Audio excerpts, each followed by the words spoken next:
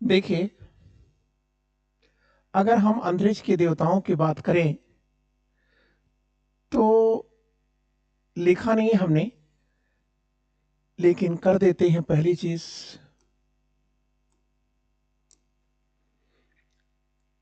अंतरिक्ष का मुख्य देवता कौन है? इंद्र।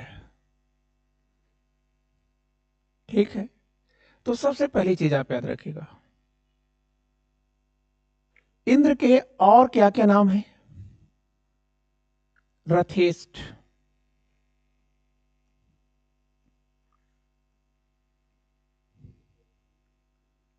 ठीक है, और क्या है? पुरंदर, और मृत हंता। क्लियर? तो इसमें से प्राय आपसे ये पूछते हैं, पुरंदर क्यों पूछते हैं? क्योंकि इससे 2 चैप्टरों के ज्ञान के बारे में आपके पास ज्ञान है या नहीं, एक्सपर्ट को जानकारी मिल जाती है। क्योंकि यही शब्द है पुरंदर जिसके आधार पर व्हीलर ने कहा था कि सिंधु घाटी सभ्यता के विनाशकर्ता और कोई नहीं है, वो कौन है? आर्य है। ठीक है, क्यों? क्योंकि पुरंदर का अर्थ है कि पुरों को तोड़ने वाला या पुरों को नष्ट करने वाला। पुर का मतलब हुआ नगर। ठीक, और इसका मतलब यह है कि इंद्र के नाम पर ही, उन्हीं की उपासना करके ही, उन्हीं के दुआओं से ही, उन्हीं के आशीर्वाद से ही आर्यों ने सिंधु घाटी सभ्यता को फतह किया था। क्लियर? मैंने आपसे कहा था कि अब भी आप ये याद रखिए, 250 सूक्त इनके ऊपर हैं। क्लियर? और आप इलाहाबाद में बैठे हैं, तो इलाहाबाद या प्रयागराज में महाकुंभ चल रहा है, ये भी आप जान लेंगे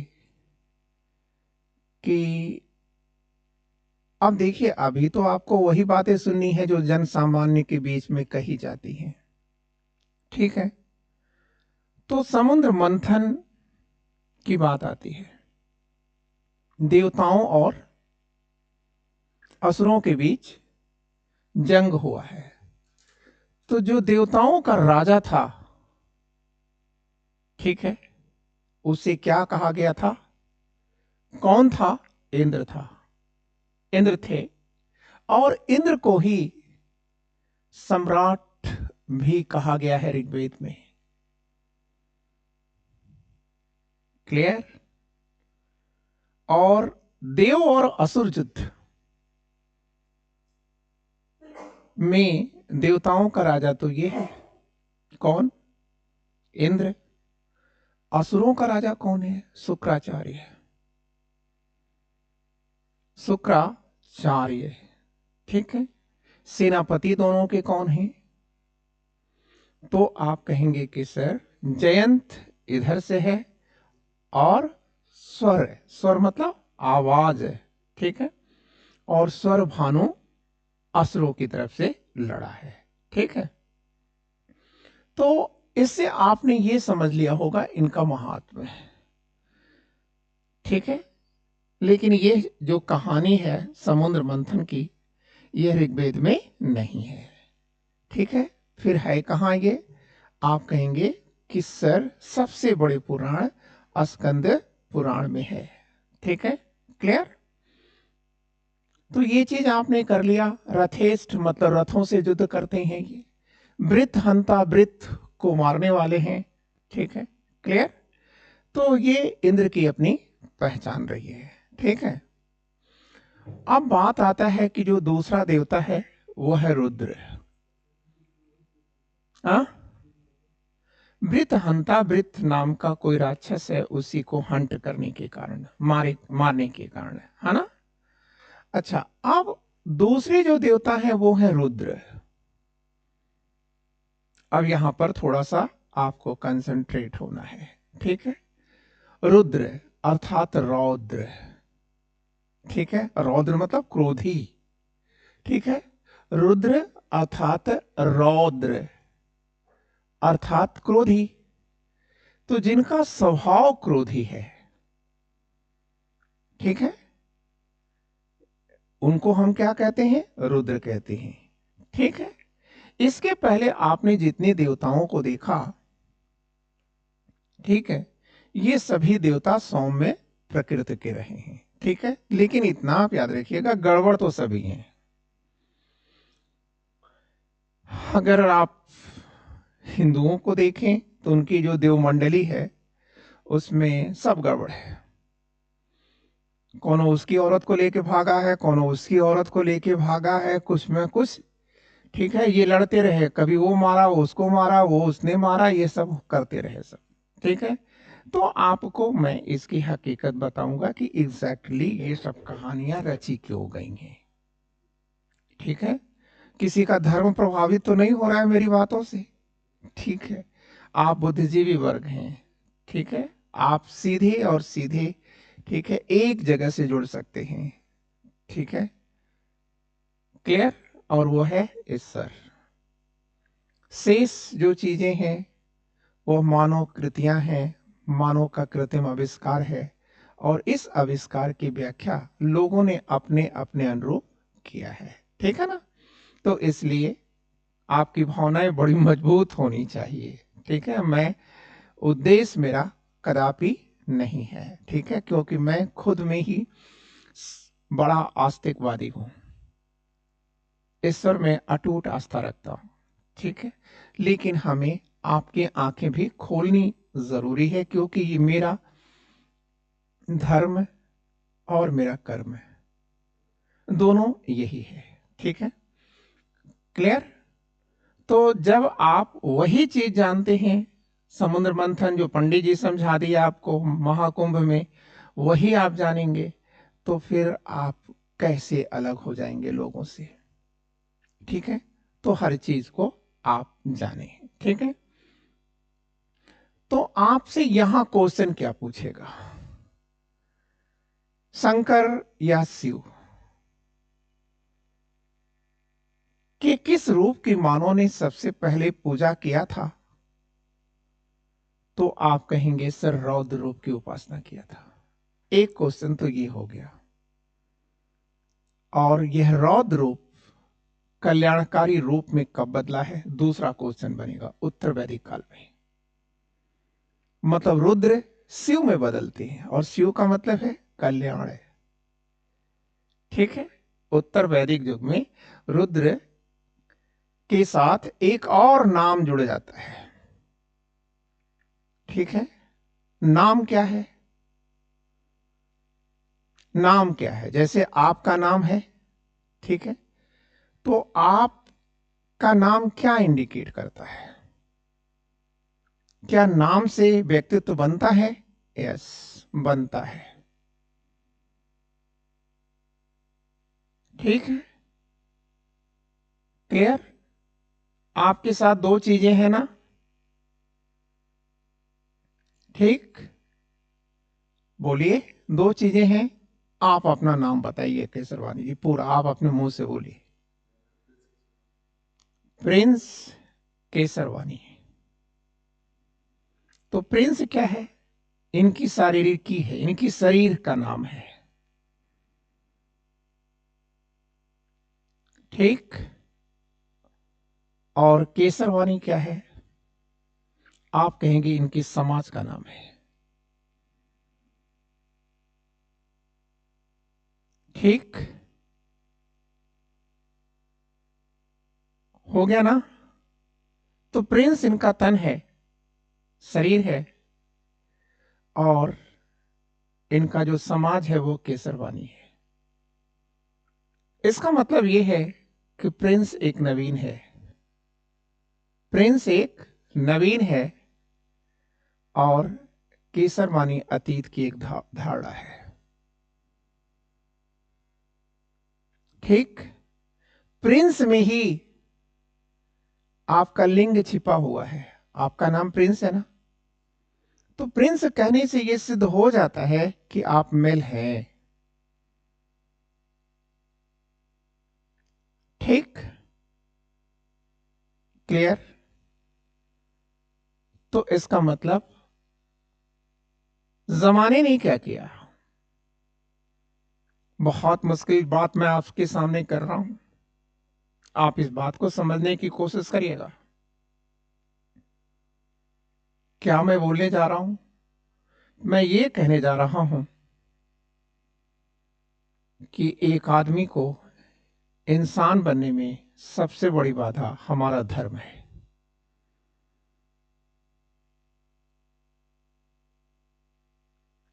अगर मैं प्रिंस बोलता हूं, आपका नाम लेता हूं, तो मैं आपके शरीर की बात कर रहा हूं। केसरवानी बोलता हूं तो आपके समाज की बात कर रहा हूं। लेकिन मैं अगर शमसुल बोलता हूं तो किसी और तन का नाम ले रहा हूं, और उसके साथ हक बोलता हूं तो उसके समाज का नाम ले रहा हूं। और याद रखिएगा, इस शरीर का अंतर करके, सॉरी, इस समाज में अंतर करके आपने इस शरीर में अंतर कर दिया है। और यही कारण है सर कि हमारे बीच नफरत उत्पन्न होती है, ऊंच नीच की बातें आती हैं। तो इसलिए धर्म ने कभी भी आदमी को इंसान नहीं बनने दिया। धर्म ही है जिसके कारण अहम की, अहंकार की, ईर्ष्या की, द्वेष की, समस्त भावनाओं का उदय होता है। ठीक है? और जो हमारे देवता हैं उनके अंदर मैं है, असुर हैं उनके ऊपर, उनके अंदर भी मैं है, और जहां मैं है वहीं अहंकार है, और जहां अहंकार आता है वहां संग्रह की प्रवृत्ति आती है। मैं ये हूं, मैं ये हूं, मैं ये हूं। ठीक है? मेरे पास यह है। तो जब मैं ये हूं और मेरे पास यह है, तो आप याद रखिएगा, आप भी मरोगे, क्योंकि आपके साथ मैं है, और जो आपके पास है वो भी मरेगा।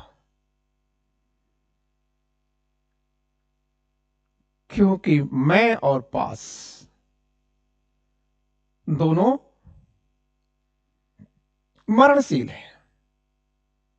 और जो मरणशील है, अटैक कर रहा हूं मैं आपके ऊपर, आपकी सोच पर अटैक करने जा रहा हूं खतरनाक तरीके से। धैर्य रखिएगा और क्षमा भी करिएगा।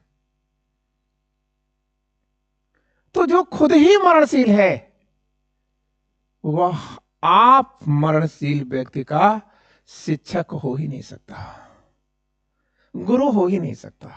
वो क्या बताएगा कि स्वर्ग क्या है और नरक क्या है? ठीक है?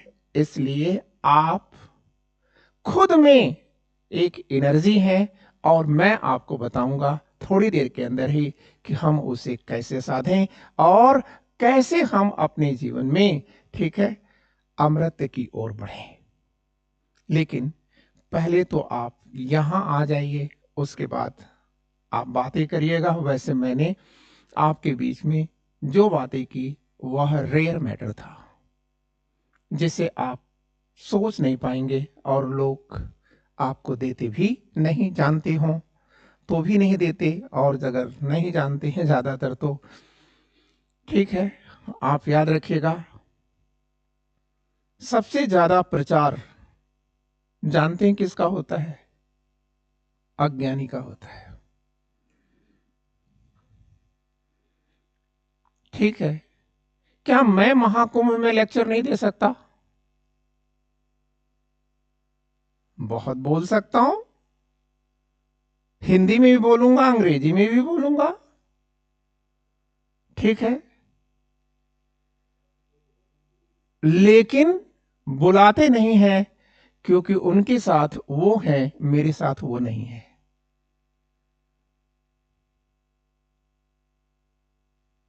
ओ का मतलब समझ गए आप? ओ से हमारा दो चीजें हैं बच्चों, एक पैसा, और ओ दूसरा, ओ का अर्थ है कि मेरे पास मूर्ख नहीं है। ठीक है, मेरे पास जितने भी हैं, मैं आपके ऊपर अटैक कर रहा हूं, आप सभी के ऊपर अटैक कर रहा हूं, मेरे पास जितने भी आते हैं वो तर्क को लेके आते हैं, और उनके पास जो जाते हैं वह बुद्धिहीनता की बैसाखी पे जाते हैं। तो वो जय जय जय जय जय जय जय, जैसे आजकल महाकुंभ में एक आईआईटीएन बाबा चल रहे हैं ना, खूब हाईलाइट किया जा रहा है, प्रेस और पत्रकार खूब पीछे पड़ा हुआ है, और उसे जबरन बुद्धिजीवी बनाने की कोशिश कर रहा है। वो बुद्धिजीवी है नहीं। आईआईटी कर लेने से, मैं कहूं, एक मिनट के लिए, एक एग्जाम्पल के लिए मैं कह रहा हूं, भैया मैं एमएससी हूं फिजिक्स से, भाई आपके ऊपर हो सकता है असर पड़े कि मैं, अरे यार ये तो फिजिक्स का विशेषज्ञ है। सत्य तो ये है भाई, मैं फिजिक्स क्या है जन्म नहीं करता हूं। ठीक है ना? तो देखो ये ओरिजिनलिटी है, मैंने स्वीकार लिया। ठीक है, लेकिन अगर मेरे पास भी कुछ मूर्धन्य मूर्ख होते तो मेरे पास भी एक अथाह भीड़ होती, और वह अथाह भीड़ जो है वहां ले आती है। विज्ञापन किसका किया जाता है? जो होता नहीं उसी को दिखाया जाता है। ठीक है, ये जितने भी तमाम संस्थान चल रहे हैं जहां हजारों हजारों की भीड़ है, उसका एक्सपर्ट कैसा है वो आपसे छिपा है क्या? ठीक है, क्लियर? तो मैं चूंकि पब्लिक प्लेटफॉर्म पर हूं इसलिए मैं नहीं बोल पाता हूं, लेकिन हालात कहीं ना कहीं से पैर बंधे होते हैं, लेकिन हालात बहुत बुरे हैं दोस्त। ठीक है, आज बच्चे अगर कहीं से हताश और लाचार होते हैं तो आप याद रखिएगा, उसके लिए हमारी परंपरागत शिक्षा व्यवस्था और शिक्षक है। व्यवस्था और पढ़ने वाला तो दोषी है ही, पढ़ाने वाला भी बहुत बड़ा दोषी है। क्योंकि पढ़ने वाला एक कांच, कांच नहीं कहिए, कांचली कहिए, कांचली मिट्टी का एक घड़ा होता है, और उसे ठोक करके बनाने की जिसके ऊपर भार होता है वो शिक्षक होता है। लेकिन शिक्षक भी जब्याभिचारी है। शिक्षक ही जब शिक्षा से दूर है तो कुम्हारी का काम वो नहीं कर सकता। शिक्षक कैसा? जो लड़के को अपने अनुरूप ढाल न ले और उसके मस्तिष्क को अपनी ओर मोड़ न ले। ठीक है, ठीक है ना? तो बच्चों, इसलिए मैं आपसे कहना चाहूंगा कि सर मैं तो यूएनओ में बोल सकता हूं, लेकिन मैं जानता हूं कि मैं इस जीवन में तो फिलहाल नहीं बोल सकता। क्यों? क्योंकि मेरे पास वो नहीं है। ठीक है, चाय हम भी बेच सकते हैं सर, लेकिन प्रधानमंत्री नहीं बन सकते।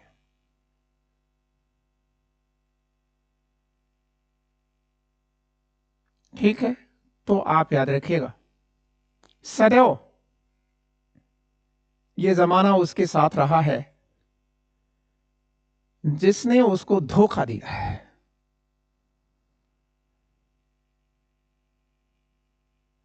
लेकिन याद रखना कि जब हम समुद्र मंथन की बात करेंगे तो हम मंथन किसका करेंगे मैं आपको ये बताऊंगा। ठीक है, वहां आपको समझ में आएगा कि रियली यार व्यवस्थाएं ऐसी ही है। ठीक है, तो अब आइए, इंद्र को मैंने समझा दिया था।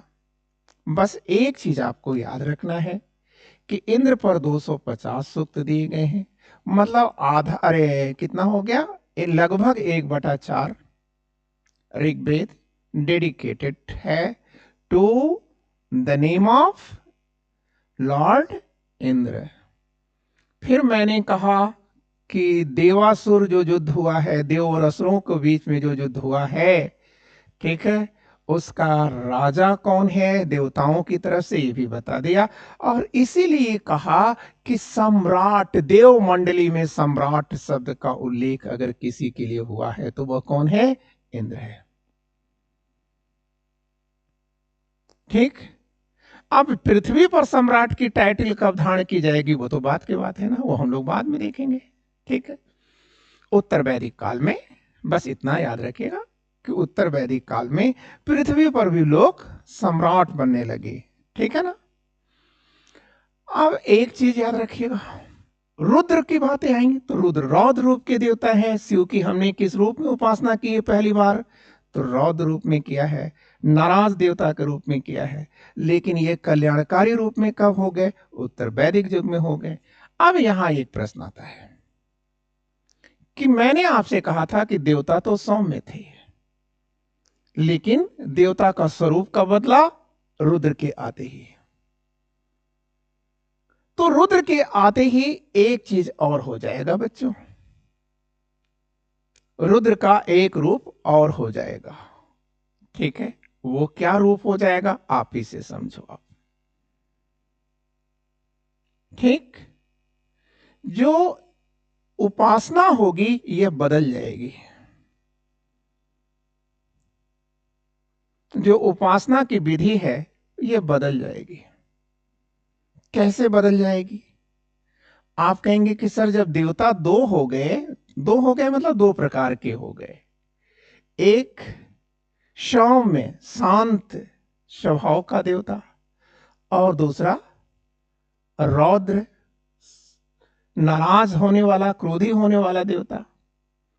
तो बच्चों उपासना की विधि में क्या बदलाव आ रहा है, इस सौम्य देवता को खुश करने के लिए, ठीक है, यज्ञ किए जाते हैं। ठीक, और रौद्र देवता को खुश करने के लिए बलि और चढ़ावा दिया जाता है। चढ़ावा होता है ना, चढ़ावा देखते हैं लोग क्या करते हैं, आप सुबह सड़क से गुजरते होंगे तो देखते होंगे कि सड़क के बीचों बीच किसी ने कुछ रखा होगा। ठीक है, उसमें क्या है, बुरी आत्मा है, रौद्र आत्मा है जो परेशान कर रही थी उस औरत को। औरतों को ज्यादा परेशान किया जाता। ठीक है, क्लियर। यहां पर भी मैं आपको रोकता हूं, 1 मिनट के लिए रोकूंगा। याद रखना कि इस दुनिया में सबसे ज्यादा अगर निम्न बनाया है, धर्म नहीं बनाया है किसको, स्त्री को। ठीक है, अगर जाति है, दो ही जाति है, पुरुष और स्त्री, जाति तो दो है, लेकिन सबसे निकृष्ट जाति किसकी बताते हैं, स्त्री को। क्या सोच है आपकी।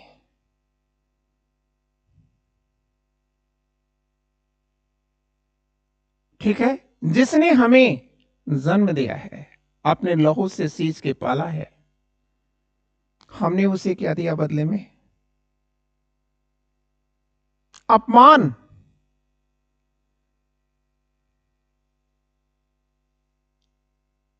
तो आप कैसे कल्पना कर सकते हैं कि हमारा समाज समृद्ध हो जाएगा। क्लियर, हमने, उसने हमें मोहब्बत दिया, हमने उस मोहब्बत के साथ क्या धोखा नहीं किया है। कोठा कौन बनाता है, ठीक है।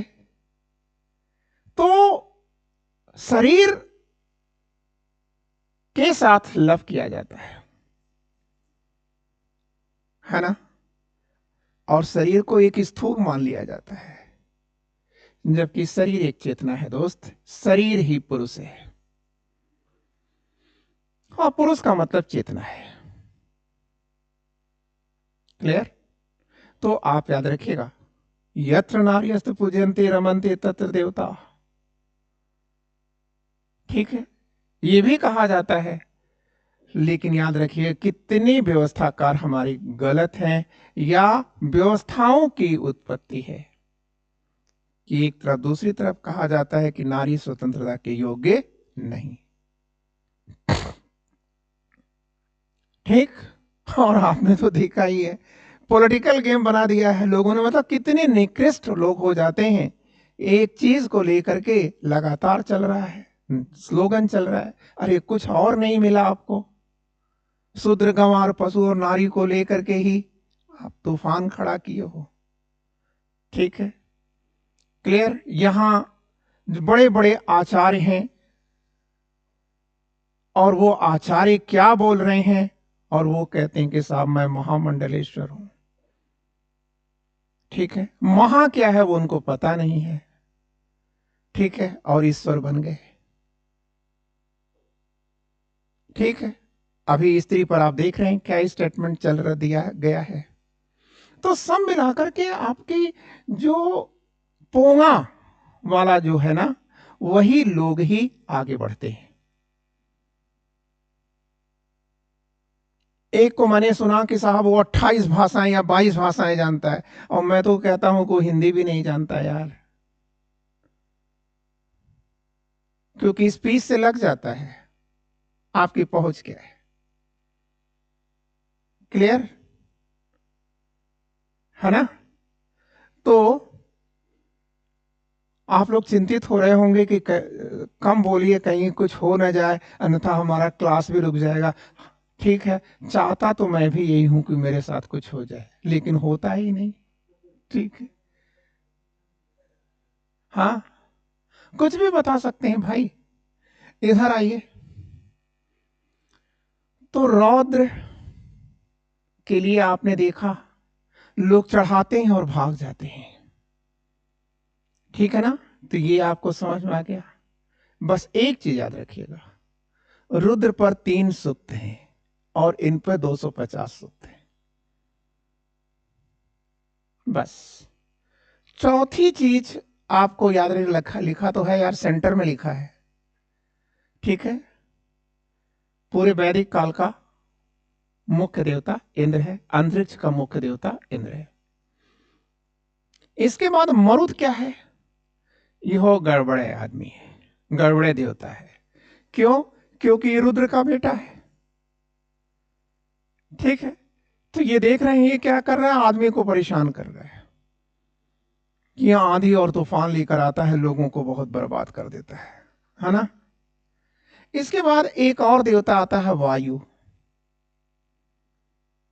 ठीक है, और यह चीज आप याद रखिएगा, ऋग्वेद को हम थैंक्स बोलेंगे, हजार हजार बार बोलेंगे, क्योंकि ऋग्वेद ही है जिसने दुनिया में पहली बार इकोलॉजी की बात किया है। पर्यावरण और पारिस्थितिकी शब्द का उल्लेख करने वाला और कोई नहीं है, वह ऋग्वेद है। आप समझ गए कि ऋग्वेद साइंटिफिक है सर, व्याख्या करने वाले लोग, ठीक है, मूर्धन्य मूर्ख है, मूर्धन्य और फिर मूर्ख। ठीक है, ये देखिए, आप लड़का इकोलॉजी पढ़ता है, पर्यावरण पढ़ता है, लेकिन क्या है पर्यावरण, क्या है वर्ण, किसका वर्ण है, ठीक है, उसको तो मालूम ही नहीं कि पर्यान क्या है और वर्ण क्या है। ठीक है, तो आप याद रखिएगा, ये चीजें यहां रखिए। बात करने की इच्छाएं बहुत होती हैं आप लोगों से, लेकिन मजबूरियां होती हैं कि हमारी सीमाएं। अब कह रहा है पर्जन्य। ठीक, और पर्जन्य के आगे लिखा है जल, इसका क्या मतलब है बच्चों? ठीक है, आप याद रखिएगा आयनाइजेशन का उल्लेख भी अगर कहीं पर है तो ऋग्वेद में है। ठीक, आप जरा सोचिए क्या हाई फाई थॉट है इनके। ठीक है, हमारे पूर्वज कितने बड़े बुद्धिमान थे और उन्हीं के विचारों को आज हम तोड़ मोड़ करके और अपने को विद्वान घोषित करने की कोशिश करते हैं।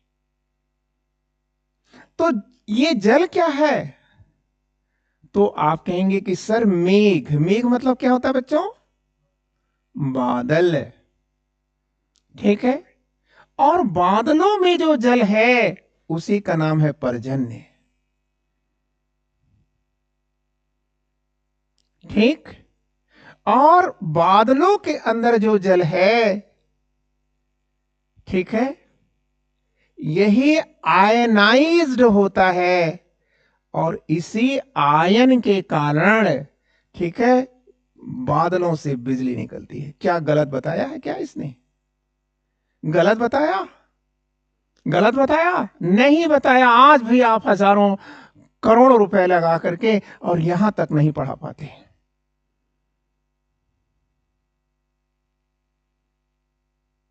ठीक, तो बिजली की जो कौंध है वह ड्यू टू द पर्जन्य है, आयनाइज्ड प्लस और माइनस। अब वो अलग की बात है कि उन्होंने प्लस और माइनस की बातें नहीं किया है। ठीक, तो बच्चों ये हैं कहां के देवता? अंतरिक्ष के देवता। बस आपको इतना ही जानना था। ठीक है, कोई प्रॉब्लम है? तो अब हां, धौंस क्या है? ठीक है, आप कह दीजिएगा कि धौंस आकाश है सर। ठीक है, और यह धौंस पर्जन्य का बेटा है। देखिए ये छूट रहा था। क्लियर? धौंस पर्जन्य का बेटा है। क्लियर है ना?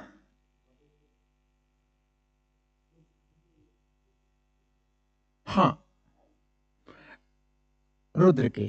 ठीक है, आपका ये स्लाइड कंप्लीट हो गया शैलेंद्र, समझ में आ रहा है? और अब आप अगली बातें करिए। हाँ, ऋग्वैदिक युग के भी सुप्रीम है। ठीक है, जी जी जी जी। आप पृथ्वी पर आ जाइए अब। ठीक, पृथ्वी के जो देवता हैं उसमें सर्वोच्च कौन है? इससे समझाना आसान था, इसलिए मैंने ऐसा किया। ठीक है, अब यहां देखिए, ये जो अग्नि है इस पर कुल 200 सूक्त दिए गए हैं। ठीक, और इन्हीं सूक्तों में बताया गया है कि पृथ्वी पर अग्नि, या अग्नि सीधे करिए, अग्नि एक देवता है, नॉट देवी। ठीक है, अग्नि जो देवता है वो दो रूपों में रहते हैं। एक इनका जो रूप है वो हव्यादि है और दूसरा जो रूप है वो कब्रयादि है। अब प्रश्न आता है कि हव्यादि क्या है? ठीक है, वह आग है। आइए अग्नि फग्नि छोड़िए, आइए आग देखते हैं। आग जो आप अपनी भाषा में प्रयोग करते हैं, जो आग होती है इसका प्रयोग हम खाना बनाने में करते हैं, इसका प्रयोग हम देव उपासना में करते हैं, मतलब यज्ञ के लिए करते हैं। ठीक है, तो ऐसी आग को हव्यादि कहा जाता है। और खाना बनाना खुद में एक यज्ञ है। ठीक है, यज्ञ है। ठीक है, अब कब्रयादि क्या है? तो जो नाम को नष्ट करता है, और नाम में मैंने कहा था, अभी समझाया था आपको। ठीक है, प्रिंस, केसरवानी। ठीक है, प्रिंस थोड़ा हटा दें क्या, अंग्रेजी शब्द हो जा रहा है। राजकुमार केशरवानी। तो राजकुमार तो एक तन का नाम है ना। तो जो तन को, ठीक है, पंचतत्व में विलीन कर दे वह कब्र है। मतलब जलाने के समय मृतक को, लाश को जलाने में जिस आग का प्रयोग होता है वो कब्र आदि है। ठीक है। और जो शमशान होता है ना, उस शमशान में आग बिकती है। आप ऐसा नहीं कि अपनी माचिस ले जा करके और जला देंगे, ठीक है, केस हो जाएगा, पुलिस केस कर देगी। ठीक है, क्लियर। तो वो सिस्टम का उल्लंघन आप नहीं कर सकते। ठीक है, तो कब्र आप समझ गए क्या हो गया। ठीक है, दहन के लिए जो कार्य करती है। ठीक है, फिर इसके बाद अग्नि को अनेक नाम है। ठीक है, हिरण्यानीय। ठीक है, अब एक चीज देखिए, हिरण्यानी। पहली चीज आपको यहां पर रुकना है। ठीक है, हिरण्यानी आग को भी कहते हैं। क्यों?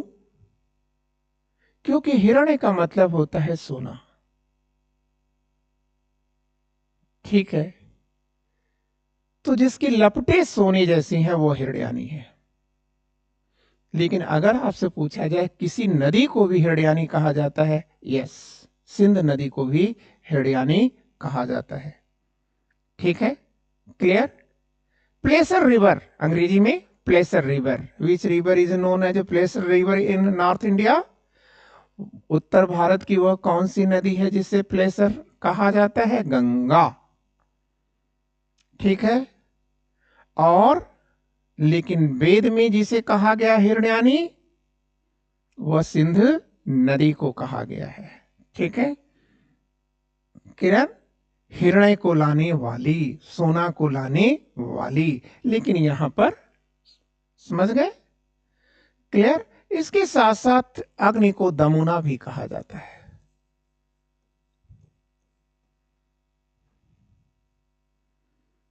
दम होना, ठीक है, कब्र आदि के लिए जो आग है दम यूना है। ठीक है, अब इसके बाद आपको एक नाम और याद रखना है।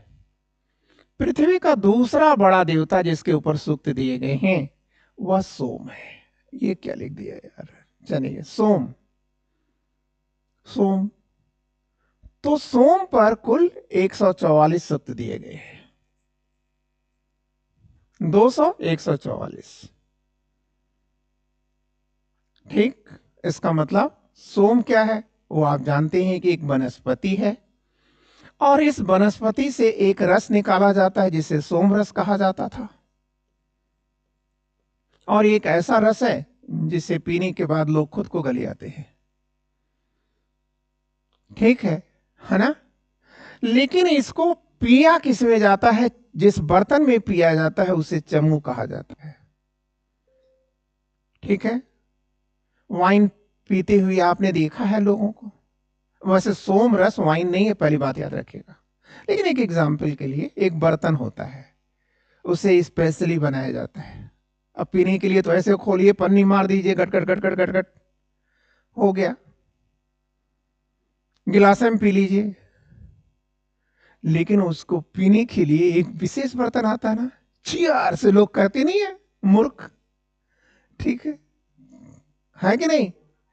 तो अब ये जो चमू है ये क्या है? आप कहेंगे कि सर ये एक स्पेशल पॉट होता है, बर्तन होता है जिसमें सोम रस को पिया जाता था। ठीक है, लेकिन ऋग्वेद कहता है कि सोम रस को पिएगा कौन? तो कहता है जो सोम यज्ञ कर चुका हो, जो सोम यज्ञ कर चुका हो। अब कहता है कि सोम यज्ञ कौन करेगा? तो जो पेयर बन चुका हो, मतलब जो दाम्पत्य सूत्र में बंध चुका हो। ठीक है, क्लियर। आपको पीने का राइट्स नहीं देते। ठीक है, किसको पीने का राइट्स देता है? जो दाम्पत्य जीवन में बंध चुका हो, क्योंकि सोम यज्ञ कभी भी अकेले नहीं होता, पत्नी के साथ होता है। ठीक है, क्लियर? तो दोनों पियो और दोनों जाके मरो। ठीक है, यही है। ठीक है, तो कितने भोले भाले थे हमारे लोग, देख रहे हैं आप, सब ऐसे गड़बड़ सड़बड़। अब ये देखिए, ये बृहस्पति। बृहस्पति क्या है बच्चों? तो आप कहेंगे कि सर ये देवमंडली के पुरोहित हैं, देवमंडली के पुरोहित हैं, और इन पर कुल कितने सूक्त हैं? 11 सूक्त हैं। ठीक है, अभी मैं आपको बताऊंगा, जब मैं महाकुंभ बताने लगूंगा तो मैं वहां बताऊंगा। ठीक है, कि यही बृहस्पति हैं जो जयंत की रक्षा के लिए, अमृत की रक्षा के लिए खड़े हो गए थे। कहां? अपना बाउंड्री पर खड़े हो गए थे, और उस बाउंड्री का नाम था वृष। ठीक है, क्लियर हो गया? और ये सरस्वती जी हैं। ठीक, और ये सरस्वती जी उस समय की नदी हैं। और आर्य सबसे ज्यादा किस नदी के तट पर बसे थे? ऋग्वैदिक आर्य। और इसी नदी को उन्होंने क्या कहा? मां कहा, नदीतमा कहा। और नदीतमा अंक में ही, इसे याद करिएगा, नदीतमा जो अंक है, इसी में ही नदियों का नाम उल्लेखित है। कुल नदियां कितनी हैं? 25। ठीक है, 25। ठीक है, और उन नदियों में सर्वोच्च कौन है? सरस्वती।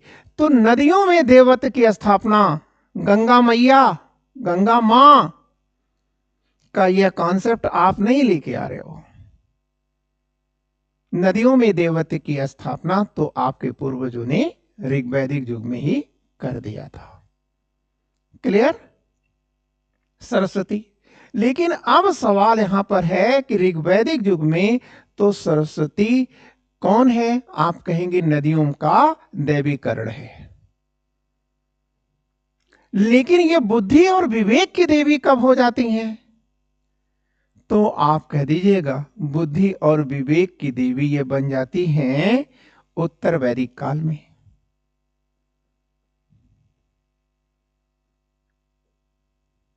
उत्तर वैदिक काल में। अब सरस्वती की इमेज को देखिए, तो उनके एक हाथ में किताब है और दूसरी हाथ में बीड़ा है। तो बच्चों पढ़ो मनोरंजन के साथ, तब आपकी पढ़ाई सीख में बदलेगी। ठीक है, रट्टा मार के, घोटा मार करके ना पढ़ो। ठीक है, मनोरंजन के साथ पढ़ो। ठीक है, और क्लियर? जब आप सोचो,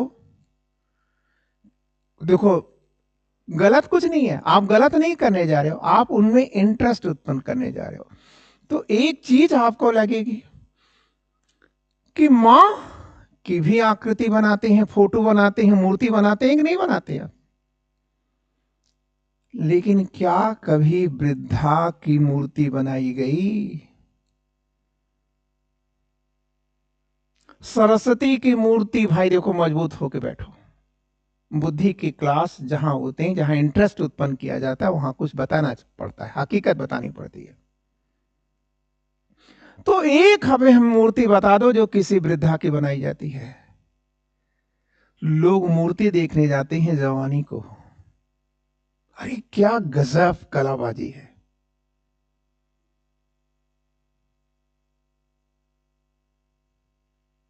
तो प्यारे बच्चों, ठीक है, आप याद रखना कि इंटरेस्ट के साथ, लगन के साथ पढ़ोगे तो सोच उत्पन्न होती जाएगी। अब जैसे मैंने ये बात कह दिया कि यंग, नौजवानी क्यों दिखाया जाता है, क्यों दिखाया जाता है? ठीक है, चलो बाद में बात करना। अब अरण्ययानी, ये अरण्ययानी जंगल की देवी हैं। ठीक है, तो जंगल की देवी की भी उन्होंने पूजा की है। क्यों पूजा किया है? क्योंकि आर्य जहां रहते थे उसके इर्द गिर्द जंगल हुआ करता था, जंगल से पशु निकलते थे, जंगली पशु निकलते थे, जो उनको भी मतलब आर्यों को भी और आर्यों के पशुधन को भी नुकसान पहुंचा देते थे। तो उसी भय को समाप्त करने के लिए इन्होंने अरण्यानी देवी की उपासना किया है। इड़ा कौन है? आप कहेंगे कि सर शक्ति, दुर्गा, मतलब शक्ति को या दुर्गा को उन्होंने किस रूप में पूजा है? इड़ा नाम से पूजा है। और भारती कौन है? आप कहेंगे कि सर संपत्ति की देवी, धन दौलत की देवी लक्ष्मी है।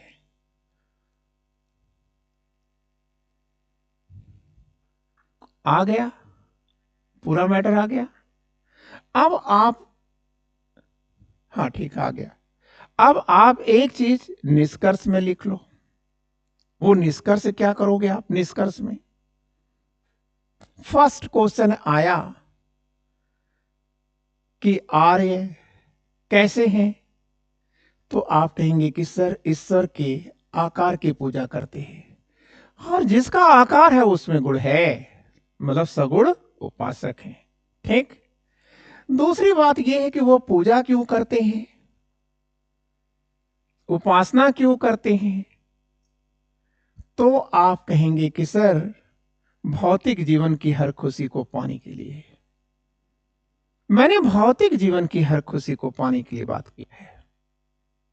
ठीक है, फिर प्रश्न आता है, क्या वे स्वर्ग से अपरिचित हैं? नहीं सर। ठीक है, आगे चल के हम बताएंगे यमलोक का देवता यम है। ठीक है, स्वर्ग से परिचित है, लेकिन स्वर्ग जाने की उनकी इच्छा नहीं है। तो जो स्वर्ग से परिचित है वो नरक से भी परिचित है। तो क्या आर्य इसलिए उपासना करते हैं कि मेरे मरने के बाद मुझे स्वर्ग मिले? नहीं, नहीं सर, मेरी जीवित अवस्था में ही मुझे सब कुछ दे दो। ठीक है, 100 पत्नियां दे दो, सोना चांदी दे दो, 1000 बेटे बेटी दे दो, इसके लिए पूजा करते थे। समझ गए? ठीक है, और खत्म हो गया मैटर आपका। अब यहां पर मैक्सिमम क्वेश्चन कहां से उठाए गए अब तक?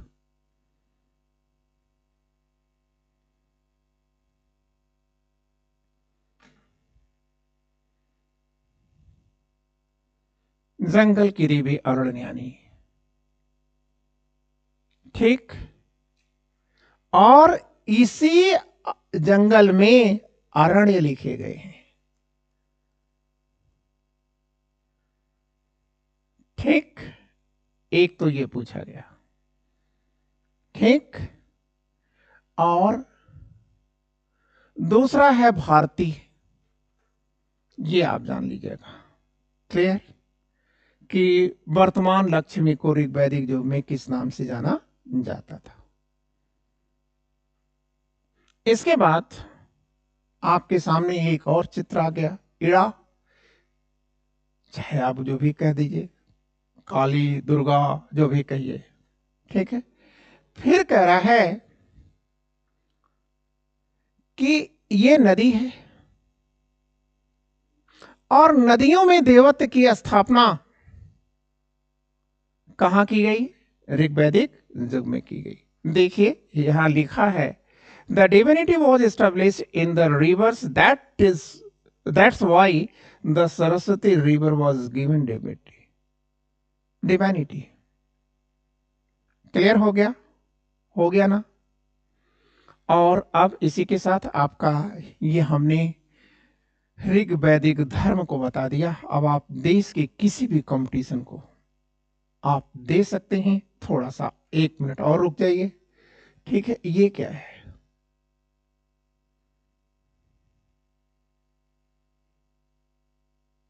ये क्या है? तो आप कहेंगे सर यहां से गॉड पूसन, इंपॉर्टेंट मिथ चल रहा है। पूसन जो आकाश के का देवता है ना, ठीक है, आप कह देंगे कि यही देवता जो पूसन है ये प्रोटेक्टर ऑफ द डेड है। मतलब मरने के बाद भी, ठीक है, प्रोटेक्टर का काम, रक्षा का काम करता है कौन? पूषण। ठीक है, क्लियर? एक चीज आपसे यहां पूछे क्योंकि सब चीजें मिलती नहीं है, ठीक है।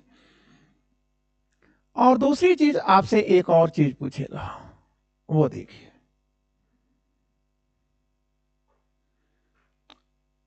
ठीक है, कह रहा है एमलोक या स्वर्ग। अभी मैंने आपसे कहा था स्वर्ग से वो परिचित है, और स्वर्ग का प्रोटेक्टर या स्वर्ग में रहता कौन है? यम है।